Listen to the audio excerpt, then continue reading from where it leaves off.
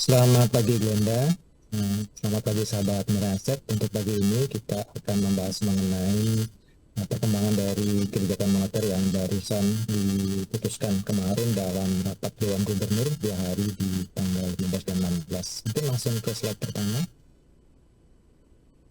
Jadi sesuai dengan ekspektasi konsensus yang juga ekspektasi kami ya bahwa BI rate ditahan di 6% ya setelah di bulan September lalu terjadi penurunan 25 basis point ke 6% untuk pertama kalinya. Jadi mulai dilakukan kebijakan yang pro pertumbuhan ekonomi. Namun demikian memang sesuai dengan yang disampaikan oleh Bank Indonesia bahwa mereka sebenarnya juga masih tetap seimbangi antara pro growth dan pro stability. Dan kalau kita perhatikan dari sisi inflasi, memang sejak hampir dari 2 tahun terakhir selalu berada di dalam range target ya, di tahun lalu itu 2% plus minus 1% dan 3%, sorry 3% plus minus 1%, untuk tahun ini 2,5 plus minus 1%. Dan memang terjadi kecenderungan adanya tren penurunan inflasi dari inflasi harga konsumen atau CPI.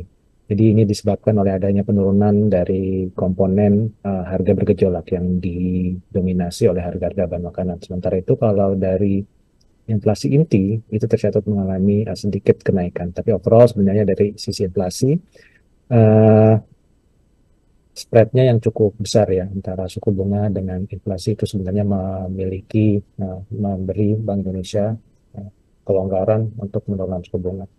Namun demikian, memang keputusan kemarin itu dilakukan karena mempertimbangkan dari stabilitas nilai tukar rupiah. Dan akan adanya next mungkin, jadi volatilitas rupiah itu mengalami kenaikan dalam beberapa waktu terakhir. Mungkin bisa ke slide selanjutnya. Ya, nilai tukar rupiah itu telah mengalami pelemahan cukup signifikan dari sempat dicapai 15.100, 15.100, 15.200. Namun di bulan Oktober sendiri itu rupiah sudah mengalami depresiasi yang cukup signifikan, dan hal ini disebabkan oleh ada beberapa hal. Yang pertama itu karena data-data ekonomi di Amerika Serikat tercatat lebih tinggi atau lebih baik dibandingkan ekspektasi. Terjadi geopolitical uncertainties dari Timur Tengah ya, dan juga adanya stimulus dari China. Tapi overall sebenarnya rupiah dibandingkan dengan mata uang lainnya, depresiasi sepanjang bulan Oktober ini tidak terlalu sedalam ya mata uang ASEAN lainnya seperti baht dan ringgit. Dan sepertinya hal ini juga dilakukan intervensi oleh Bank Indonesia untuk menghindari terjadinya depresiasi yang lebih dalam lagi. Jadi memang fokus masih tetap seimbang antara pro pertumbuhan atau pro growth dengan pro stability. Next. Jadi seperti saya sampaikan tadi ya, terjadinya adanya krisis geopolitik, kemudian data ekonomi Amerika yang lebih baik dari perkiraan itu mendorong adanya kenaikan dari indeks dolar yang menyebabkan jadinya capital outflow. Sementara kalau dari sisi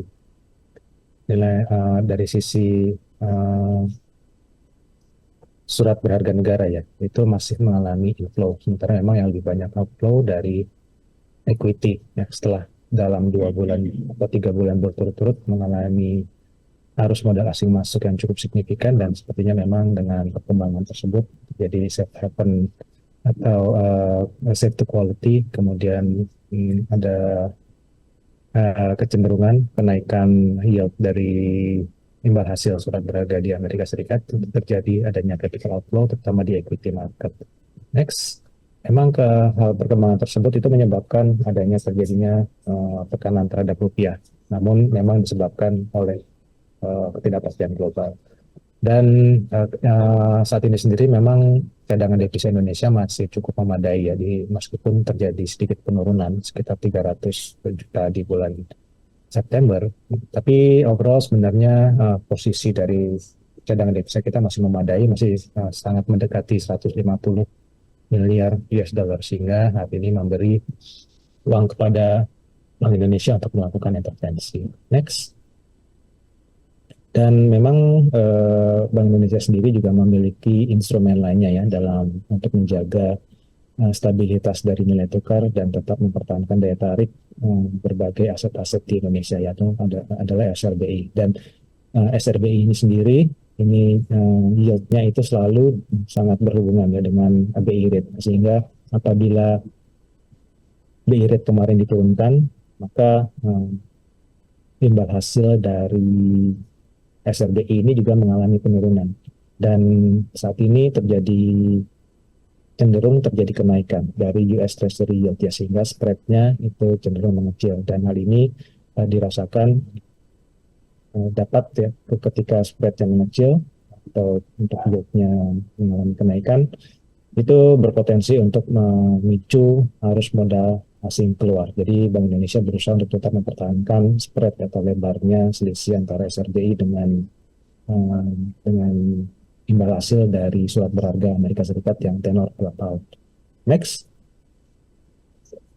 Dan di sisi lain memang dari sisi neraca perdagangan yang juga kemarin telah dipublish masih cukup kuat ya, sehingga secara fundamental kita lihat kondisi external balance dari Indonesia masih cukup baik dengan surplus secara akumulasi sebesar 22 billion US dollar. Dan kalau kita perhatikan memang dari sisi ekspor juga cenderung lebih baik dibandingkan dengan di tahun 2023. Namun lebih rendahnya surplus itu disebabkan karena adanya peningkatan dari impor. Next. Ya, jadi secara umum dengan kondisi tersebut, perekonomian Indonesia sebenarnya masih cenderung cukup baik ya, meskipun ada berbagai tantangan dengan inflasi yang relatif cukup stabil, namun memang ada penurunan dari sisi aktivitas manufaktur.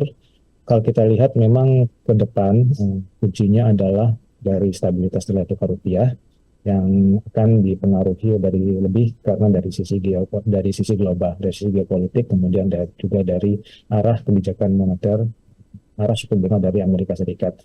Dan dengan berasumsi bahwa ke depan sepertinya The Fed masih akan terus menurunkan suku bunga, dan di sisi lain apabila memang tidak ada sampai dengan bulan November itu belum ada lagi kejadian atau belum ada lagi kondisi eskalasi dari geopolitik, saya rasa hal ini akan bisa membuka ruang bagi Bank Indonesia untuk menurunkan suku bunga 20 basis point ke 5,75% di bulan November atau di bulan Desember. Mungkin demikian dari saya. Terima kasih. Selamat pagi. Kembali ke Glenn.